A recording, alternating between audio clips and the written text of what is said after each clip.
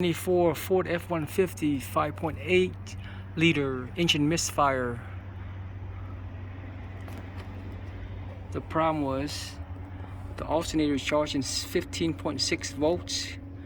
So there's a new alternator. After it put a new alternator, it dropped down to 13.9 volts, which is normal.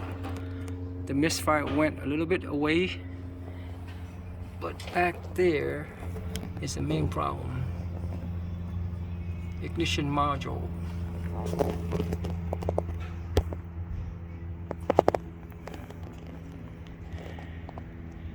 There's a part number, and there's a part.